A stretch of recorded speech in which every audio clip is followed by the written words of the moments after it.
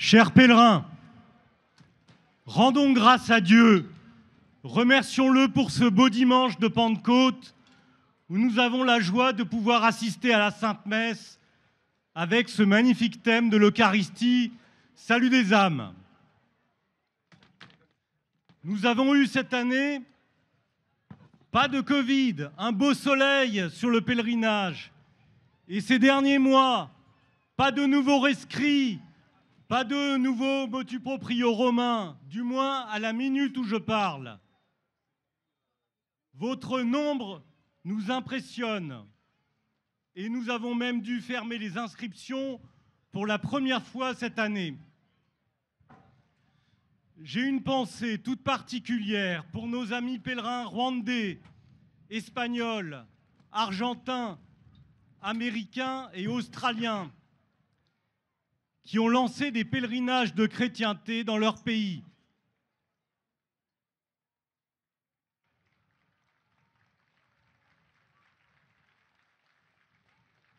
Autour du triptyque tradition, chrétienté, mission, des pèlerins marchent désormais partout dans le monde et tout au long de l'année. Nous saluons chaleureusement leurs représentants présents cette année avec nous. Je fais le vœu que ces pèlerinages se multiplient dans les années qui viennent. Notre-Dame de Chrétienté continuera à soutenir toutes les initiatives qui pourront se créer. Chers pèlerins, je voudrais vous proposer 3 intentions de prière pour vos chapitres. D'abord, je vous demanderai de prier pour Notre-Dame de Chrétienté. Ensuite, de prier pour le repos de l'âme de Benoît XVI. Et enfin, pour nos familles, nos écoles et la défense de la vie. Vous savez que depuis le motu proprio Traditionis Custodes, notre pèlerinage et tous les prêtres attachés à célébrer le rite tridentin subissent de nombreuses pressions. Il nous est demandé de normaliser notre pèlerinage, c'est-à-dire en clair, d'adopter la liturgie Paul VI pour être en communion avec l'Église. Je pensais naïvement qu'être en communion signifiait avoir la même foi. Ce n'est pas suffisant, semble-t-il. La messe latine tridentine de l'Église catholique, la messe de nos saints, la messe de nos familles, de nos maîtres, et pour beaucoup d'entre nous, la messe de notre conversion, ne correspondrait donc pas à la nouvelle théologie. Toutes les demandes pressantes que Notre-Dame de Chrétienté supporte ne sont que le reflet de ce que vous subissez dans de nombreux diocèses, particulièrement en France où les besoins spirituels des familles sont souvent ignorés. Des baptêmes, des confirmations, des mariages et même des enterrements sont refusés dans la forme traditionnelle et des catéchismes sont parfois interdits. Comment peut-on refuser les grâces sacramentelles qui apportent Dieu et le salut aux âmes? La situation est pourtant bien connue. Les églises, les séminaires, les catéchismes sont vides. Les connaissances élémentaires de la foi catholique trop souvent ignorées. Voilà les raisons de notre choix de paroisse traditionnelle. Ces raisons sont évidentes pour les catholiques du bas que nous sommes. Et pourtant, elles demeurent trop souvent incomprises de nos autorités ecclésiales. Trop d'écoles catholiques dites sous contrat n'ont plus de catholiques que le nom. Elles enseignent maintenant parfois le wokisme ou l'idéologie transgenre. Que nos autorités ne s'étonnent pas de voir les familles catholiques ferventes se presser au pèlerinage de Chartres. Chers amis, ne soyons pas inquiets, nous ne sommes pas seuls.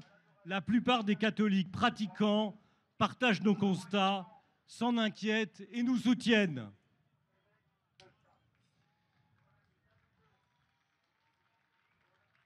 Les communautés célébrant la liturgie tridentine sont pour la plupart issues de l'ex-commission Ecclesia Dei. Je rappelle qu'elles sont nées de la promesse d'un pape canonisé, Jean-Paul II, et d'un préfet de la Congrégation pour la doctrine de la foi, le cardinal Joseph Ratzinger. En 1988, Jean-Paul II et le cardinal Ratzinger se sont engagés à ce que les communautés traditionnalistes trouvent toute leur place dans l'Église.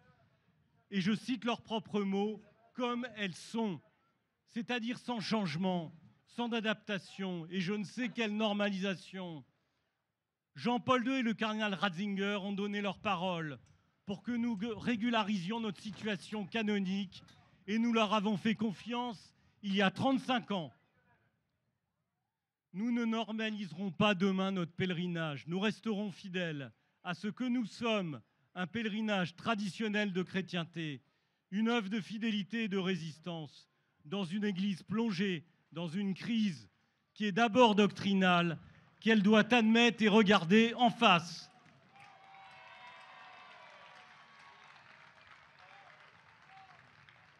Nous savons que la réforme de l'Église commence par notre conversion personnelle et nous y travaillons avec la grâce de Dieu sur les routes de Chartres par nos prières et nos efforts. Écrivez à vos évêques, rencontrez-les pour leur donner les raisons de vos choix. N'oubliez pas de les remercier quand ils ont le courage de respecter les promesses de Saint Jean-Paul II et du cardinal Ratzinger. Comme deuxième intention, je vous demande de prier pour le repos de l'âme de Benoît XVI. Je voudrais répéter ces mots de 2005 qui résument ce que nous entendons justement par crise doctrinale. Je le cite, « Posséder une foi claire selon le credo de l'Église est souvent défini comme du fondamentalisme. L'on est en train de mettre sur pied une dictature du relativisme qui ne reconnaît rien comme définitif et qui donne comme mesure ultime uniquement son propre ego et ses désirs. Enfin, comme troisième intention, je vous demanderai de prier pour que nos nations se convertissent et défendent la vie, la famille, l'éducation catholique. Vous le savez, Notre-Dame de chrétienté a toujours cherché à promouvoir la doctrine sociale de l'Église. Derrière le mot de chrétienté, nous défendons la royauté sociale de notre Seigneur Jésus-Christ. Notre État laïcardisé, sans Dieu ni maître, croit pouvoir décider de la vie, de la famille et de l'éducation. De sordides calculs politiciens font maintenant de l'avortement et de la fin de vie des enjeux électoraux. Comme Solzhenitsyn, nous disons que le découragement ne passera pas par nous. Nous sommes des pèlerins, des militants catholiques, courageux, entêtés. Nos combats, nos sacrifices d'aujourd'hui et d'hier, nos prières sur les chemins de Beauce feront les victoires de demain, si Dieu le veut.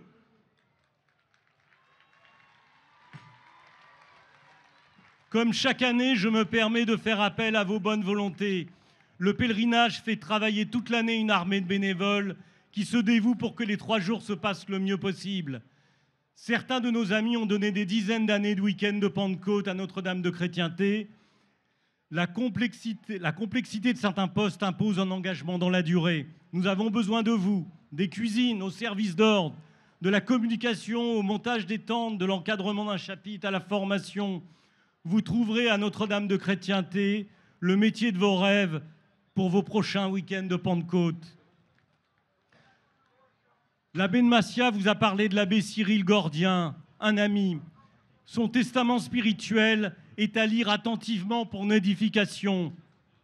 Je laisse à votre méditation ces mots sur le sacerdoce du prêtre. Je le cite, « Je n'ai jamais regretté un seul instant d'avoir répondu oui au Seigneur qui m'a comblé de ses grâces à travers mon ministère. Quel don inestimable que celui d'être prêtre de Jésus-Christ.